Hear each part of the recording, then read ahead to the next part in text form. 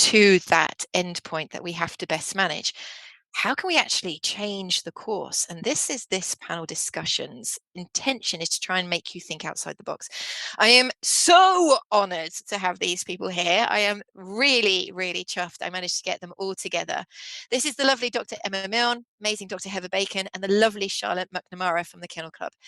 What we're going to be doing in this next session is firing through these 3 questions. Let me share my screen so you have an idea of what's happening. We're going to cover these 3 questions over the next 45 minutes. So we're looking at no more than probably about 9 minutes per question. And at the end, that leaves us a little bit of time to have Q&As, chats, discussions. So what we're going to do is crack straight on with number 1, which is, in your view, what are the most concerning breed-related chronic pain issues? Take it away, Emma. Well, I think obviously, one of the things that people are going to think immediately of is the musculoskeletal stuff. And I think it's really a common thing that people forget the other things that are going on. So for me, I think the 2 main ones that I think we overlook are things like the neuropathic pain associated with stuff like syringomyelia and Chiari-like malformation. When you see those facial expressions on the dogs, they have these very distinctive migraine faces. But I think for me, one of the things that's massively overlooked is skin inflammation and pyoderma. I think particularly skin folds, we're talking about breed related stuff, where any of the breeds where we select them to have folded skin, I think it's often overlooked because unless the owners actually lift those folds up, things like corkscrew tails, brachycephalic breeds, Shar-Peis, those kind of things. And I think anyone who's had any sort of skin condition, that inflammation is incredibly painful and is lifelong, potentially. So I think that for me, those 2 things, but particularly skin disease, is probably massively underestimated. What do you think, Charlotte? I actually completely agree. In our experience, those musculoskeletal issues are really, really impactful to the owners and the dog. And it's really, really distressing for both of them. We set out a neurology development group in 2022 to try to explore this further. And we had a webinar for dog owners last year with Professor Paul Freeman from the University of Cambridge to dig into this more. And we had over 1,500 people subscribe, just desperate to try to understand more about some of these conditions, how to manage them, and kind of the wider picture. And again, with the skin issues, this features very, very highly in our breed health and conservation plans for all breeds, to the point that we're actually going to do quite a big all breed skin survey next year. And do an accompanying webinar as well. So for me, they would be up there with the impact on quality of life for the dogs, and impact on the owners as well. And Heather. So for me, I guess there are 2 things that spring to mind.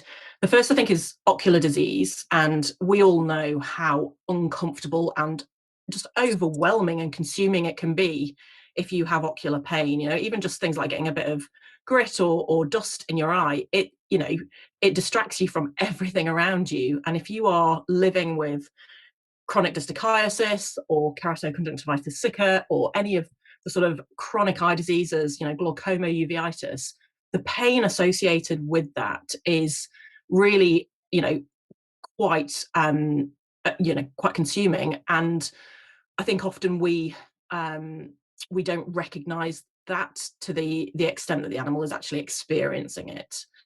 And the other thing I think that we really need to recognize is just the impact that any kind of chronic pain can have, whether that's ophthalmic or dermatological or musculoskeletal or dental or whatever, on the animal's affective state, on its emotional state, and on how it actually feels. We know in people that depression is associated with chronic pain conditions. Living with chronic pain is debilitating. It is depressing. It is frustrating. It stops you from doing all the things that you want to do. It stops the dog being a dog. You can't, run out and chase a ball if you're in chronic pain. You can't play if you're in chronic pain. You can't socialize if you're in chronic pain. And quite often we don't recognize the symptoms of depression and the psychological impacts of chronic pain on our pets. And it's often only when that pain is treated that the owners then report, oh, he's like a different dog. And we've all heard that. We've all had that experience. And that is because the animal has been living under the umbrella of chronic pain for an awfully long time, and it's gone unrecognised. Yeah. I'm going to just add a little bit of an emotional thing to that, because I think I want people to come away from this weekend feeling completely advocated for change. I want people to go away and go, this is something I'm responsible for. Now, many people know that Cam started because of my dog Holly, and to add to that depression, the emotional consequences, think about the isolation. She started thinking, well, why don't you know how I feel? And I don't want you to go near me because that hurts. And my whole relationship broke down with her. And just imagine the animal being like, I'm in your home, in your space, doing your life, and you now seem alien to me. You seem a danger to me. And that really, really gets me deep. And another thing I want to add, we've taken all these conditions apart and gone, oh, the integument, oh, the eye, oh, the muscular. What about the dogs that have all of that? Mm-hmm. And I think we forget. So Emma, take it away. This is your platform. Give me a breed where they've got all of these different elements. Well, I mean, the brachycephalics, obviously. I mean, French bulldogs. A lot of the talks I do, obviously, are one that particularly that I do is called it's not just BOAS and it's not just dogs, because I get very frustrated that people don't consider extreme conformation in other breeds, in other species. And this symposium will probably focus very much on dogs, but all of those conditions are in cats as well. Things like dental malocclusion in Persians, eye disease, as Heather says. I think the thing for me that is so unjustifiable about it and indefensible is the fact that we are selecting for it. So I love doing these comparative pathology days. So there was one looking at sleep apnea in children, and the mental health impacts of sleep apnea compared to BOAS, and you've got doctors speaking and then vets. And as a vet, you sit there and you're like, what must they think of us? Because we are selecting for those diseases. And for me, the breed related chronic pain issues, all of those diseases that we have selected for is avoidable unnecessary suffering. And that to me is, I find it so upsetting that it's, when we had at university, we had exam questions on breed predispositions. So things like, if you were presented with a German Shepherd, what would you expect it to have? So you'd have like CDRM and anal furunculosis and all those things. And even back then I said to myself, well, hang on, if we know these animals all have this, if we know that Cavaliers die of heart failure, how come why are we just accepting that?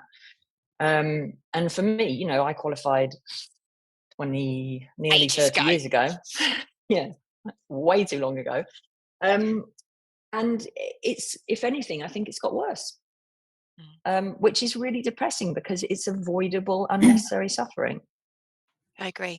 The French bulldogs now are, Claire Rusbridge is a good friend of mine and who's an incredibly brilliant speaker, really great neurologist. Everyone knows her, I'm sure.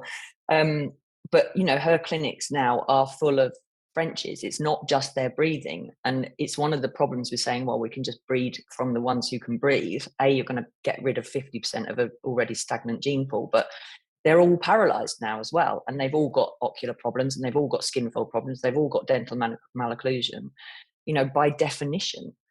So yeah, that's obviously my bugbear. So Jade, get your questions in now, because I can see what's going to happen. This is just going to start warming up. If you've got a question, get it into the Q&A box so we prioritize a few at the end. Charlotte, go for it.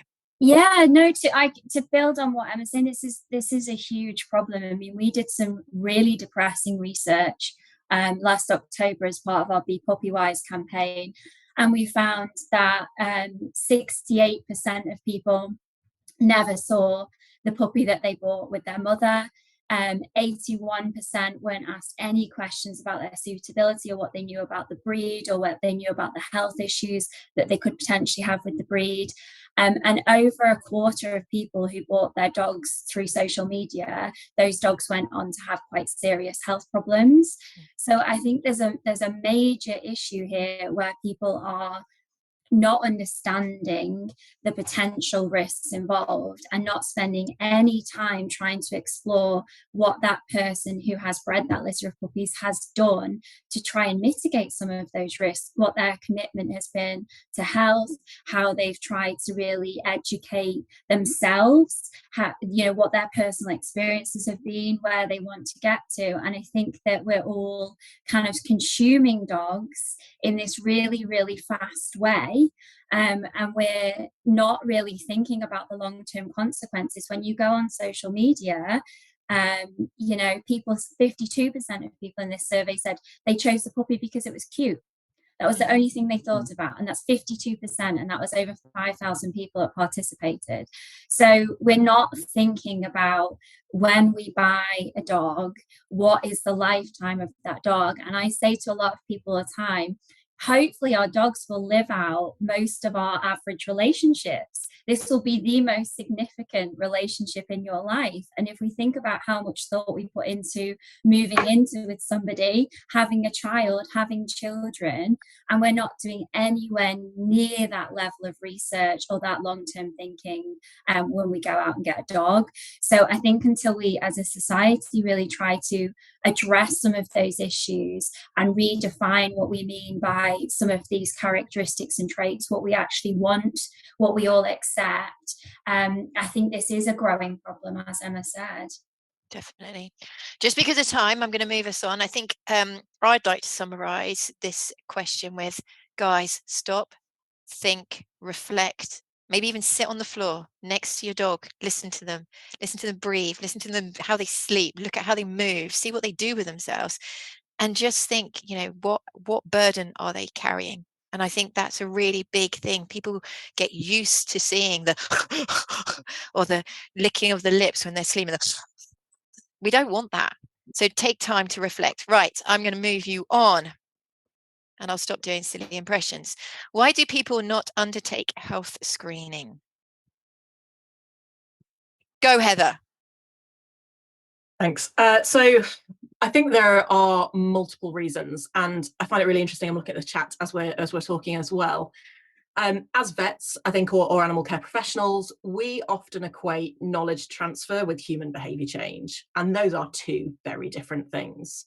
So we look at things like the pre-purchasing behaviour that Charlotte's just talked about, and we think, well, people should know this. We've been talking about this for years. Why aren't they changing their behaviour?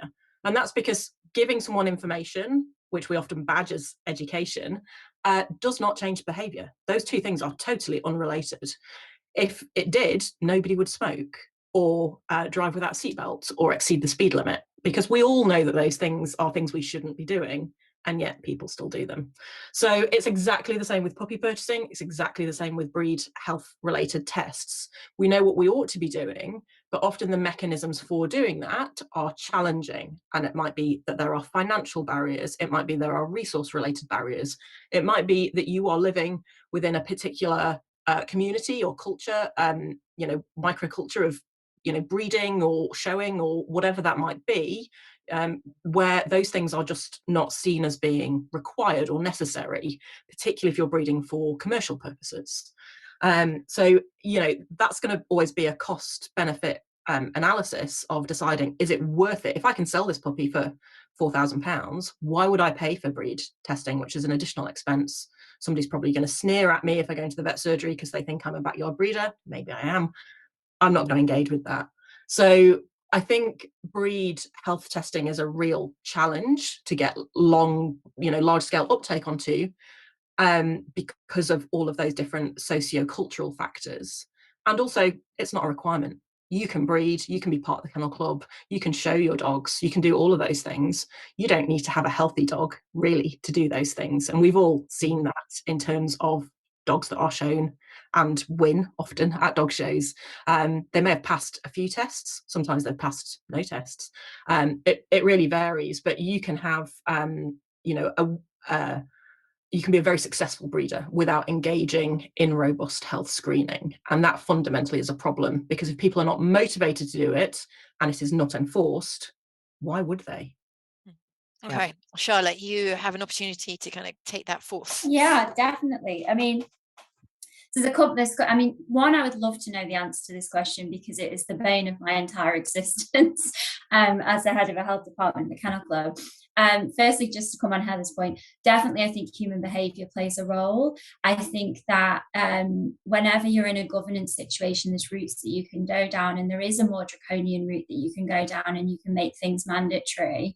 To be perfectly honest and frank, this is something that we are kind of tussling with at the moment, of how far you pull that lever and how far you actually need to engage other expertise to explore the wider social cultural reasons why there's not the adoption that we need to see. So we are starting on a human behaviour change project at the Kennel Club, and we've invited Dan Mills and a number of other professionals in that area to try and build a kind of transdisciplinary group to help us explore behavior within some of our groups, like breeding, like judging, like showing, and kind of other activities. So I definitely think human behavior and understanding more about those barriers. Unfortunately, I think there's a cost issue. I think for some of these breeds that have really essential needs for health testing, it's the best part of £1,000. And also at times we're asking people to invest the best part of £1,000 and then maybe not breed from that dog based on those outcomes of that health screening when they put that picture together. So I think that we're asking people, and our expectation should be that people health screen their dogs and they make that investment. I think there needs to be a societal benefit and a value to a breeder that does that. So somebody who is prepared to continually make that investment, try to drive forward, try to evolve those conformations away from the more extremes, and actually is utilising tools available to them. I think they should be a higher value breeder. So that's something that I definitely think we need to explore. And I think there's a lack of understanding and a bit of a fear. I don't think that it's easy, and that's something that we're starting to review and really seriously critically look at now. Is we've invested millions in developing health screening tools and programs with real, clinical expertise, epidemiologists, geneticists, neurologists, specialists in their field, and yet we've got these really, really robust, well thought out, scientifically backed schemes that we are not seeing the tape above. So for us, we really, really want to explore the reasoning and the rationale for that. And we're also looking at how we can really shine a platform on the people that are doing the right thing and keep them on the right track. Okay. Emma, you're going to conclude this one, just because we've got another question and many questions. Try and conclude, but I'm going to give you the task of not just talking about it. What do you perceive are potential solutions that are attainable? Well, to be blunt, Yes. Charlotte is one of the most incredible people I've ever spoken to at the Kennel Club. She has, in the last few months, given me hope that something might change. And because frankly, for the last 25 years that I've been trying to make a difference in this area, I think the Kennel Club could be doing way more. And there are kennel clubs, particularly in Northern Europe, that are much, much stronger for health and welfare than ours is. The question of mandatory health testing, over the years, other health coordinators at the Kennel Club, one in particular, have always said, we can't make it mandatory because then they'll leave the Kennel Club. Well, for me, if the Kennel Club wants to say that it is the bastion of health and welfare for dogs, and they may lose breeders through making health tests mandatory, so be it, because you will end up with the best breeders. Because if we want to, as vets, point people to where to get a puppy from, everyone says the Kennel Club's the place to go, and the Kennel Club will say the Assured Breeders Scheme is the place to go, where some of the health tests are mandatory. But there's still, I saw something come up in the chat box about how robust that scheme is. You can still, is my understanding, hip score a dog and breed from it and be an assured breeder and ignore the hip score results as long as they've had it done. So there are lots of issues there. I think some breeders don't want to know the results. If they've got, this whole thing of breeding for aesthetics, if, there's a lot of people that say, well, his elbow dysplasia score is a bit rubbish, but look at him, he's got great conformation, he's going to win shows. I had a client with a dog. I think this responsibility of ours is, and the Kennel Club have a big responsibility here, is if we know people don't do research. I had a really distressing case when I was in practice, a Labrador. The guy wanted to breed from her. She got to around 1. He was thinking about that and she went lame. So I said to him, well, look, if you're thinking of breeding from her anyway, and she's lame, we need to x-ray her hips. She had a score of 94 out of 106. So this young dog was crippled with hip dysplasia. And the guy got incredibly angry. I asked him if the parents had been hip scored. He's like, I've never heard of this. I've never, and he was very angry with us because he was deflecting, obviously. And he said, how is it possible that I've been able to buy this dog without, how is it possible that they haven't been hip scored? How is it possible that I've ended up with this dog? And I think that's a really massive responsibility. He shouldn't have been able to buy a dog that didn't have health tested parents. So I think there are lots of breeders who don't want to spend the money. I think there's lots of breeders who don't want to know the answers because they're going to breed from the dog anyway. And I think that's where laws or the Kennel Club could make a huge difference very easily. I'm going to just add something that Andy Garden has written in the Q&A, because yes, it's a little bit far-fetched. When me, Emma and Heather were hanging out, we were talking about what do we need to do, and we all accepted it needs to be a cultural change, but we don't know really how to start that ball rolling. And Andy Gardner writes, an element of tackling the problem could be teaching at school. Dogs and cats are embedded in British society, having some aspect of their biology and behaviour taught as part of the curriculum within maybe secondary school, I feel would help. After all, schools teach plant photosynthesis, which has less direct relevance to many kids in society. Getting the next generation to start learning and appreciating aspects of animal welfare will surely help rectify the problem long term. Andy, hurrah! Amazing. We love that. Okay, moving on to our final question before we go into answering some of the questions being posed. What would you, with your knowledge, your experience, your contacts, networking, capabilities, what would you change going forward? I'm going to pose that to Charlotte to start. Okay, thank you. Yeah, it leads on nicely, actually. So just looking at kind of the points made about breeders and the kind of role of breeders. So 86% of our registrations actually come from people who only ever breed 1 litter of puppies. And I think that this is a real problem, and it's actually something that would change, because you do get those kind of questions and those kind of issues of, well, why should I spend £1,000 health testing my Labrador or my French Bulldog? Because I'm only having 4 puppies, I'm only having 6 puppies, and that'll be it. And we're only giving them to our friends, and that's it. And I think this is a really, really big issue, and it's a societal problem.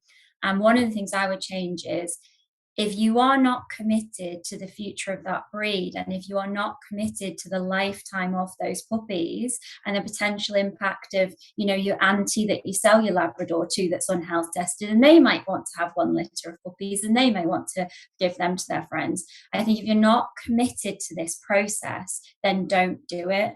Because arguably there is an argument to have more professional breeders that are completely dedicated to a plan of improvement, that fully understand a breed health and conservation plan, or whatever research and knowledge is in place for those dogs, that they are committed to screening and not using dogs that do not meet those requirements. So I think that I would really, really like us to see people only breeding from their dogs if it's something they are absolutely committed to and they are prepared to do the research and they're prepared to put those dogs into the right homes.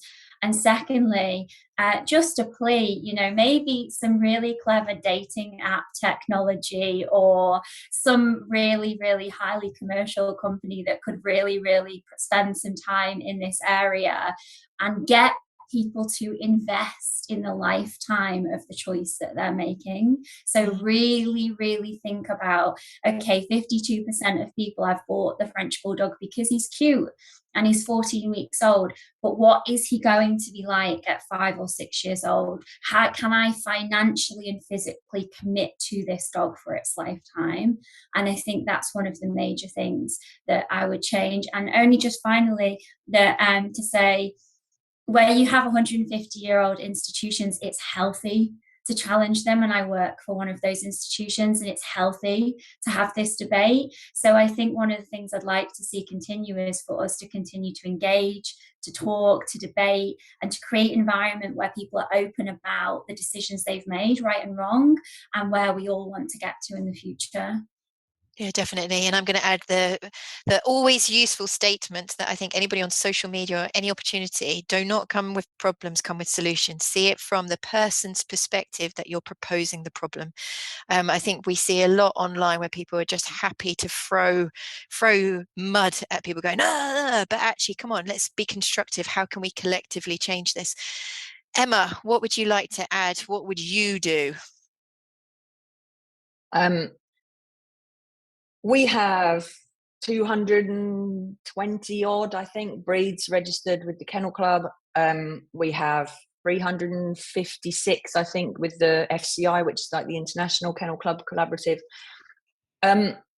You could take out immediately 40 of those breeds that I think are suffering because of extreme conformation. You've still got plenty to pick from. Lots of people say, I don't like pedigrees. I don't see the reason for pedigrees. I think we should prioritize the welfare of the species, not the breeds. Breeds are a man-made concept that are irrelevant in my view. I think so. I would ban extreme conformation and you would improve animal welfare immediately for hundreds and thousands of dogs, millions around the world. I would make health testing mandatory. And I think that we need to have a culture where people have to prove that they know how to look after animals. Going back to what Charlotte said, is there are some countries where you have to take a test to show that you know what the welfare needs of those animals are and that you can meet them. We need to get away from this thing of, well, I want, therefore I will have. Having a pet is a privilege, it isn't a right. So I would, extreme conformation has to go. That is without question for me, and legislation is probably the way to do that. Mandatory health testing and proof of knowledge of welfare needs. Yeah. I love it. Jade's just put in something that I was thinking about. Bringing back licenses to actually own dogs. We'll probably debate that later. I had to do it when I lived in Germany. It did bring a different context to dog ownership. It made me think about my responsibilities. It was another obstacle that you had to get through to have the intention to have a dog. Right, Heather, what do you think? Yeah, I think it's obviously a really challenging subject, but I think, and this is not my phrasing, I'm going to attribute it to Emma because this is something that she's always said, and I feel that it's it totally aligns with my point of view. But whilst ever we are breeding for an aesthetic, whilst ever we are breeding for looks, we are not breeding for health, and we have to make a choice. And if we are choosing to continue to breed to a very specific breed standard, a very specific aesthetic, we are not breeding for health.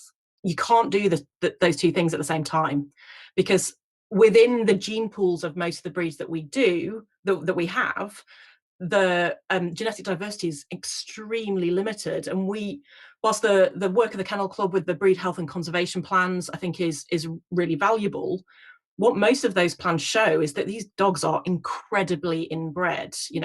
We have most dogs in the UK within those plans are at least have a coefficient of inbreeding that's around a cousin mating, if not more than that. And that's a real challenge. We are going to see genetic problems unless we diversify the gene pool. I appreciate that's a massive cultural and sort of breed problem. I'm not going to suggest that that's an easy fix, but fundamentally we have to be honest, I think, and recognise that if we are choosing to breed for an aesthetic, we are not prioritising health, and be honest about the choices we make.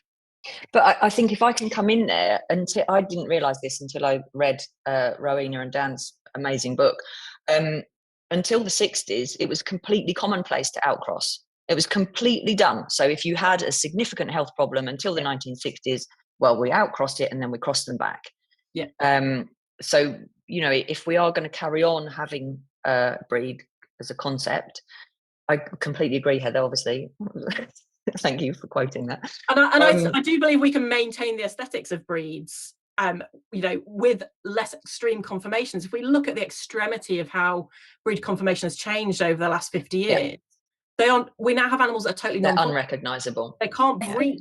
I think that's an important point, though, because if they've changed, they can change again. And I think they have to continue to evolve. And I think you're absolutely right. That was a breeding tool. That did what you've described, Emma, was a breeding tool that was widely accepted. It was something that there is a process for, that there is a process for now at the Kennel Club, but it is something that we are going to relook at as a tool, as an acceptable tool, and one that should be utilised where it's needed. We also have an in-house geneticist, so I won't come on to that, Heather, but that is an area where we are developing. We obviously have a calculator of inbreeding. We have prohibitations on certain matings. That's something we're exploring further now as well. And I think that we're just about to release this year a population analysis on all breeds.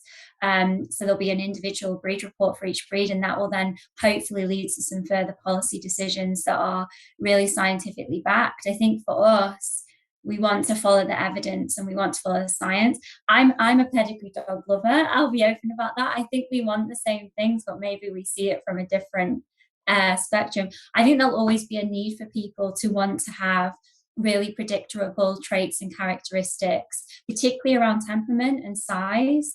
And I think that will depend on someone's lifestyle, their home, their environment, and what they're able to offer to a dog. And I think that pedigree dogs can offer that option. But I completely agree that what we want to see is an evolution and an evolving to a place where we're all asking for much more healthy traits and healthy conformations. Yeah, that's really can I come in on the predictability? Sorry, Heather. I just wanted to be really clear that there's, I don't think we're coming at it from different directions. You know, there's a lot of welfare and genetic science, which my opinion is based on, and which, you know, you can't breed for health and for looks at the same time. It's really positive that the Kennel Club is now recognising that and getting on board with that science. So that's really great. I think just to mention the predictability, I think in some ways it's a little bit of a myth, because I think there's a danger that people place too much importance on it. And as any vet in practice will tell you, I mean, I've been savaged by golden retrievers. I've been savaged by dogs that are, that you know, that we might expect them to savage us. But I think having that, you know, that absolute trust in, well, this dog is going to behave in this way because it is a Labrador, because I've been told it's a family pet. I do think that's quite a dangerous messaging. And there's something in the States that I was speaking in Norway last year, and a lady did a really great presentation on something in the States called the Functional Dog Collaborative. And it's a great system where it's not about pedigrees, it is about breeding for health and temperament, because at the end of the day, we need really nicely behaved and tempered family pets. That's what we want. We don't need aloof, you know, Akitas or whatever it is that we're picking. And this collaborative, the dogs live in family homes, the breeding dogs live in family homes, and then they go back to the breeder and they have the puppies, and they're raised in these great family homes. And some of them are pedigrees, but they're all healthy and they're picked based on their health and temperament. And lots of them are mongrels. And I think one of the things that's changed in my lifetime is, I'm 52. When I was a kid, if you wanted a dog, if someone had an accidental litter, they were all pretty much Heinz 57s. Now people don't know what the term Heinz 57 is. And I think we've become, probably driven by social media and celebrity culture, obsessed with breed, it feels like to me. And also because we've been so really good at neutering everything, now where do people get proper mongrels? Where do we find them? And I think initiatives like that, where they're just breeding healthy family pets, and please, can we please consider other species as well. You know, rabbits are living in chronic pain all the time because of their dental malocclusion and their lop ears and their ear base abscesses. You know, pigeons that can't fly, a fish that can't swim. It's not just the dogs. We have to start breeding pets that are capable of living healthy, happy lives. Love it. End of. There is a real societal desire for that, though. We run a massive Scruffs competition and we have a final at Crufts every year. And I went recently to Newark near me in April last year, actually. And there was more people entering the Scruffs. So Scruffs is not designed as, you can't bring cockapoos, it's just you're all mixed breeds. And, you know, you have over 100 people entering each of 4 classes, more than most breed show entries that we would get at a general champ show or breed club show. So clearly people, and you see such a variety and kind of tapestry of dogs mixed in. And we also see such a high demand for things like wisdom panel tests and people wanting to explore and understand what's the kind of makeup of their mixed breed dog. So I do think that there is a desire for mixed breed dogs. And, you know, I'm a person where I don't want to police people's choices. I want people to have access to the dogs that they want. But I do think that, as you say, health and temperament should come first. Okay, we're doing well. You're sticking to time, ladies. I'm impressed. Now, I am going to be posing a question, Charlotte, that I have to pose. And I know it's going to be uncomfortable. With Crufts just having been, one of the questions that keeps coming up in chats and in questions is, what about the judges? And what about the people that we look to that influence millions of people on TV, on social media, and their choices? Are they aligned with our current concerns? Yeah, it's a really, really valuable question. I think that it's useful to put it into context, but then really robustly deal with it. So less than 2% of most breeds are actually shown. So we're dealing with a very, very small pool of people. And to become a judge, there needs to be quite a strong desire and will to put a lot of your own time into that. So we are dealing with quite a small pool of people to begin with. Where it becomes kind of a more public facing issue is something like Crufts, where you have sort of 7 million viewers of a TV program. And whilst there's a lot of other competitions at Crufts, obviously breed showing is a major set piece of Crufts as an event. About 2 years ago, we started to explore a system called Breed Watch, which we have, which is a mandatory requirement for judges to complete health monitoring. And I think the starting point that we came from with judges is many of them are later on in their career. It's not an ageist thing, but there's not that many people that are young and judging, because technically it's a kind of progressional thing that you move through. You might start showing and then you might start doing a bit of judging. It takes some time. And I think we came from a position where judges should have this knowledge and experience, and we should be giving them this clinical information to recognize and acknowledge signs of pain and discomfort or conformational exaggeration. And they should be able to adopt that and take that on. And I think, quite honestly, what we've not dealt with until now is explored the culture of that. You know, showing dogs like anything else is very tribal. And it's very tribal within breeds. And there's a whole cultural and human behavior thing. And I've been in situations, not with all, but with some, where we have a panel of 52 and clinical specialists in different areas. We've developed guidance. We've gone out to judges training and we've said, okay, you know, identify the problems here. And the person says, no, that's fine.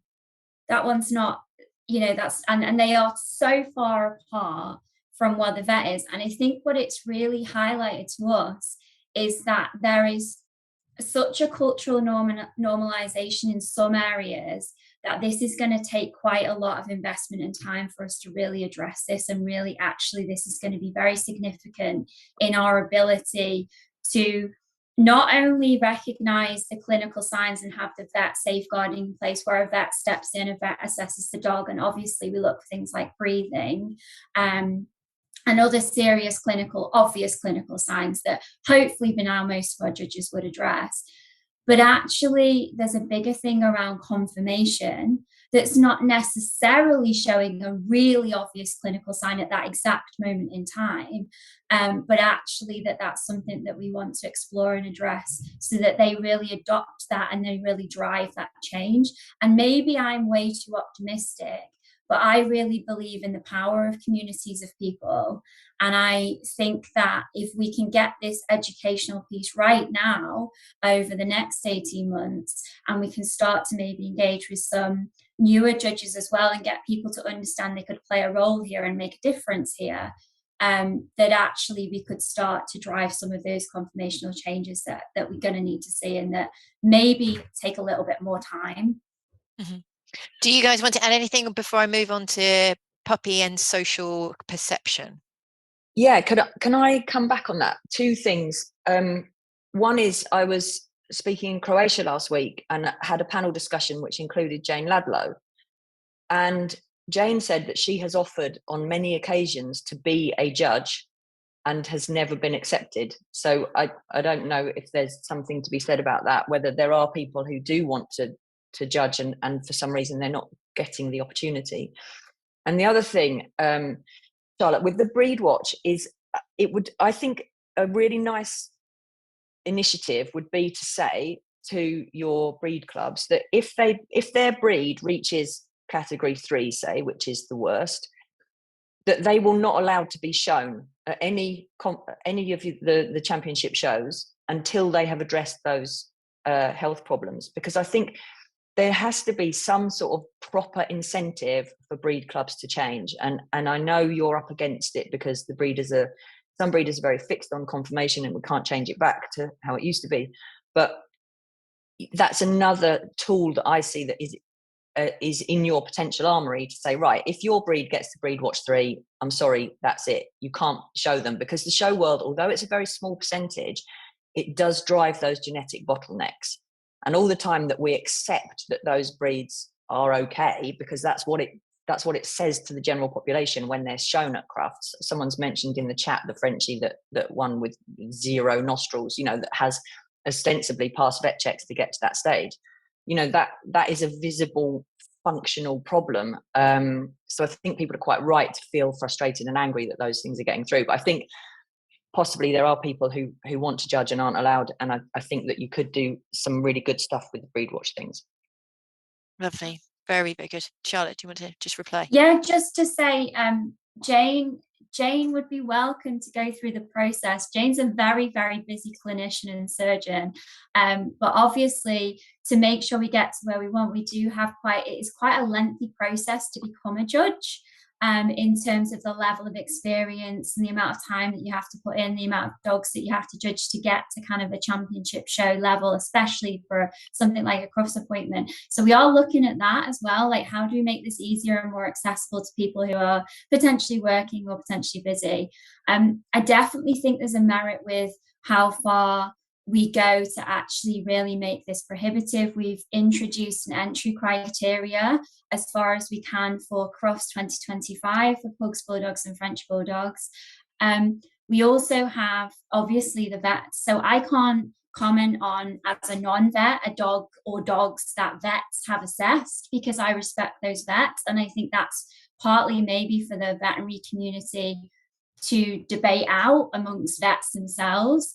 But I think that one of the things that we're committed to is taking the advice of vets, putting vets in a position of authority at these shows and events, and also having this massive expert panel reference group where we will be led by the science and the evidence. And I think that's balancing out what a geneticist will say potentially next to a clinician. And we see those robust debates when we're asking for policy.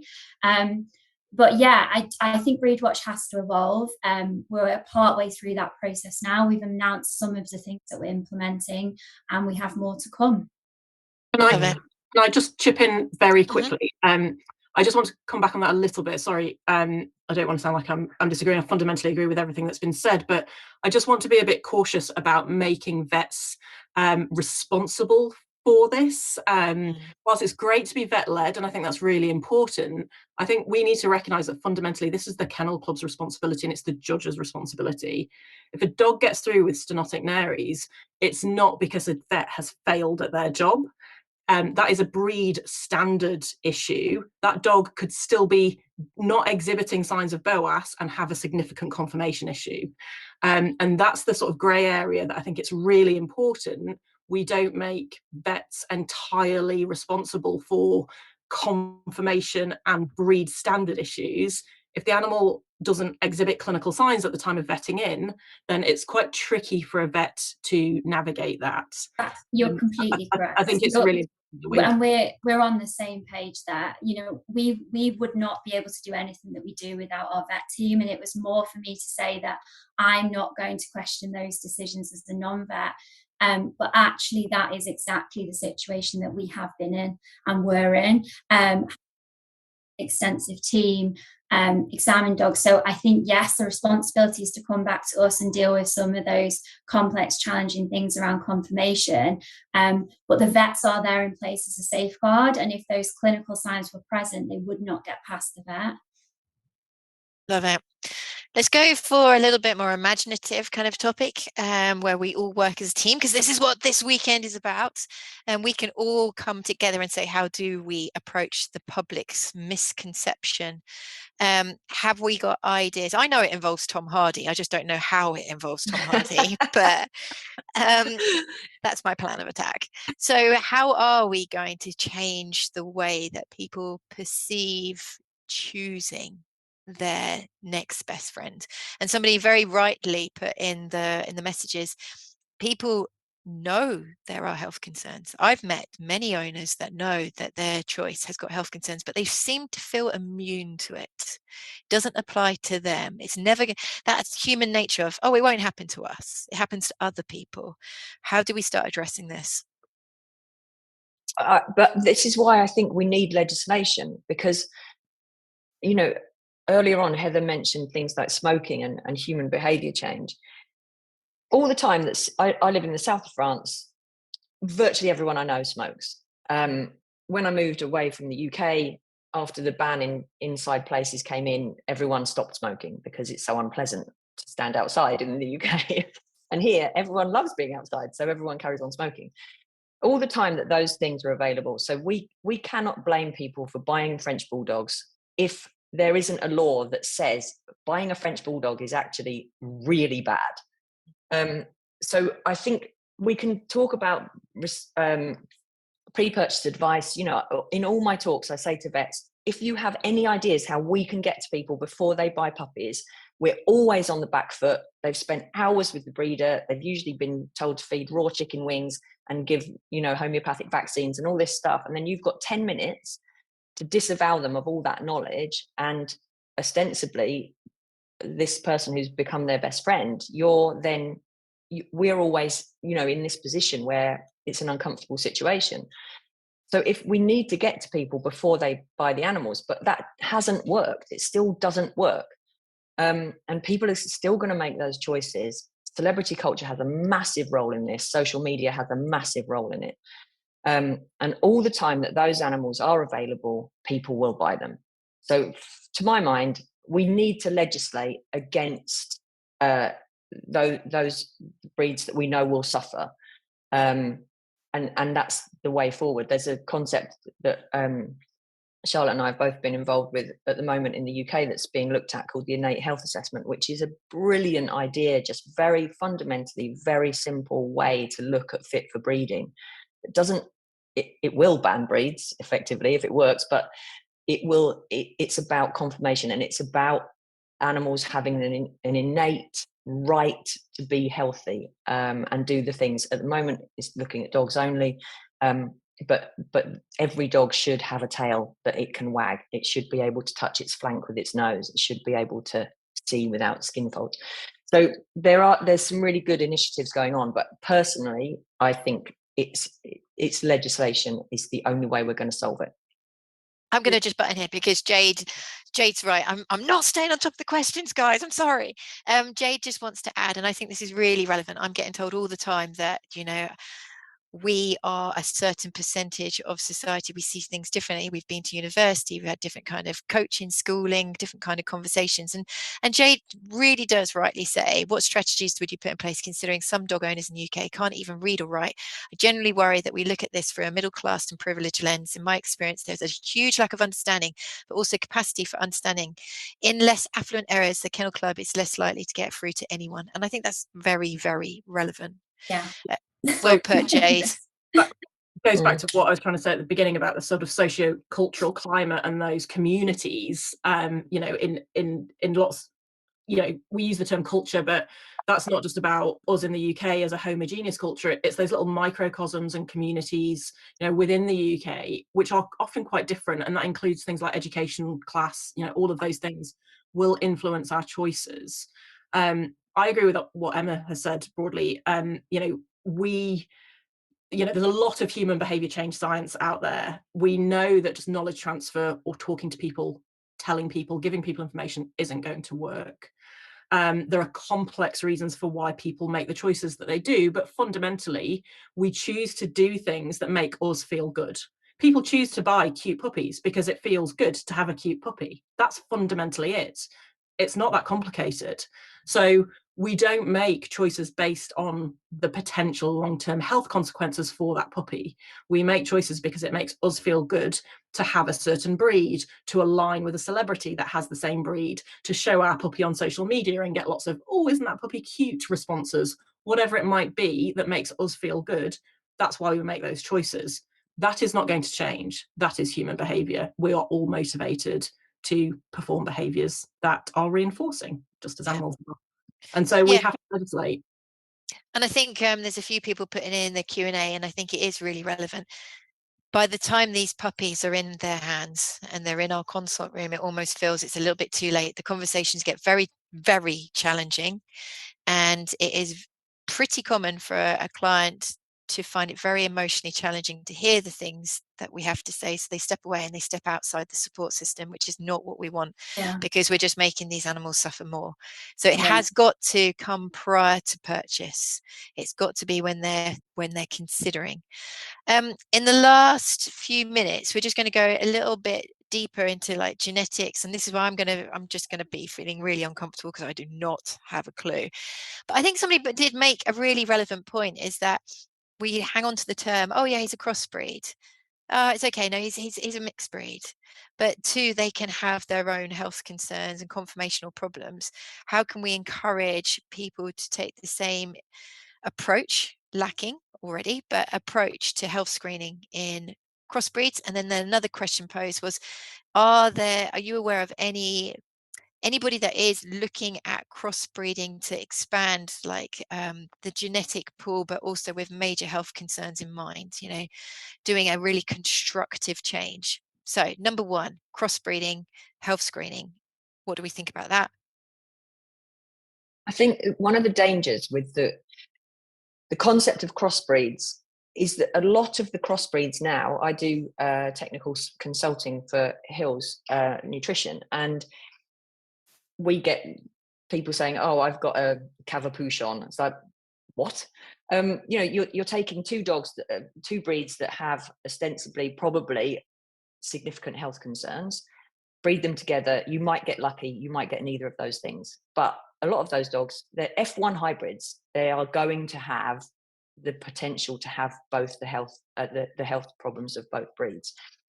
So for me, I want to go back to having mongrels that probably don't need health testing, because they're, you know, someone mentioned in the chat earlier about mongrels coming into the UK from abroad. Anywhere that dogs are living by still by natural selection and survival of the fittest, they are these medium-sized, short-haired, long-legged, long-muzzled crossbreeds. They're dogs.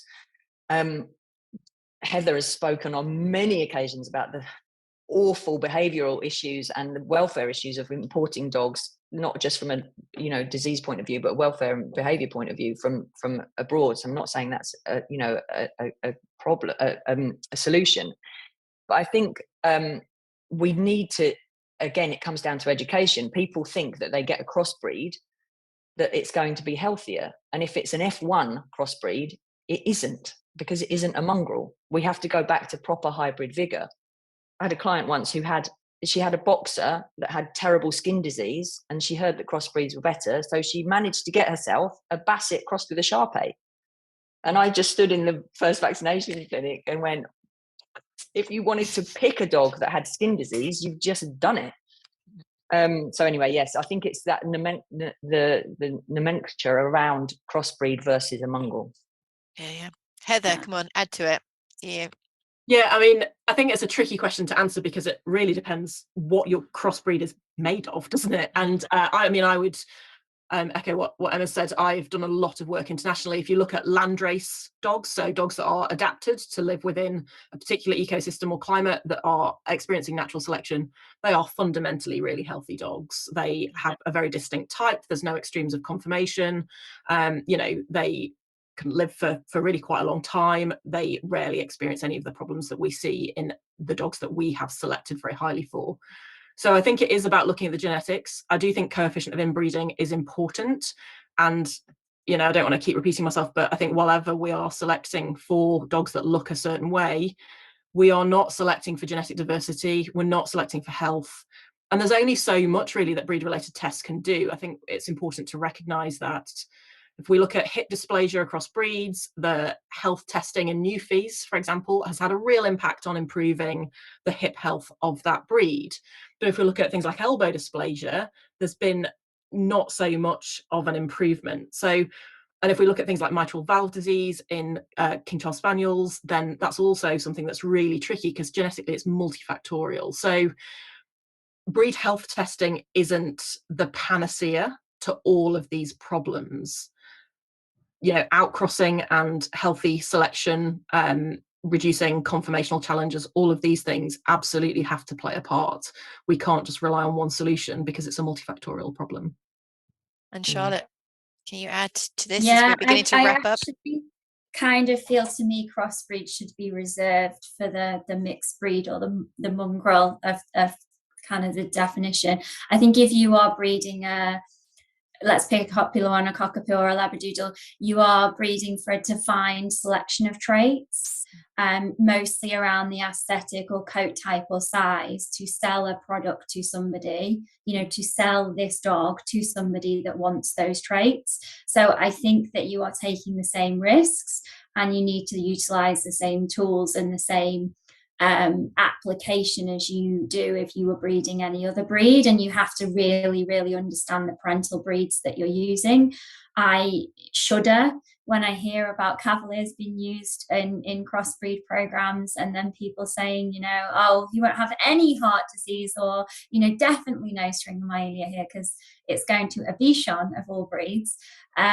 So I do really, really worry about what message that sends to the public.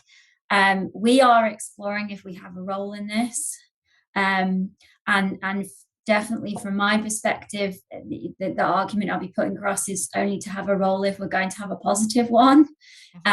One of the things we may be able to do, on Heather's point, is that obviously, because we have parental information, because we have dog information, parentage information, we have large sets of data on dogs, and therefore we can produce tools like relationship tools and COI calculators. So there's no reason that we couldn't do that for other breeds. But I think that will play out, and it needs to be with responsibility if we were going to take that on. Amazing. Right, I'm going to start wrapping up. We've got a minute to go. I'm absolutely proud as punch because Robert's joined us, and I think this is a really, really positive take home at the end.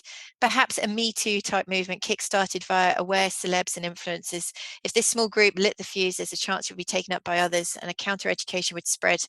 I totally agree, but I do also want to add on the back of it, and a really prominent part of this weekend is communication. I think many people are on the same bandwagon as us, and we don't know how to communicate it without scare of intimidation or kickback. I'm scared to bring it up in, you know, certain social situations for what somebody else might say. So having ability to eloquently convey our convictions, I think, is a really good step in the right direction. And Emma, I'm going to email you. We can start looking at eloquent communication techniques for people to impart their feelings without it creating a negative response, so that they don't feel challenged to do it again and again and again. And I think that's a big step in the right direction. Thank you, guys. This is incredible. Today is going well. Thank you so much for joining us. Guys, all delegates, now leave, go get coffee, get into the lobby and get to your next session. Thank you, Heather. Thank you, Charlotte. Thank you, Emma. And we'll see you at the next talk. Take care. Bye. Bye. Right, attendees are out.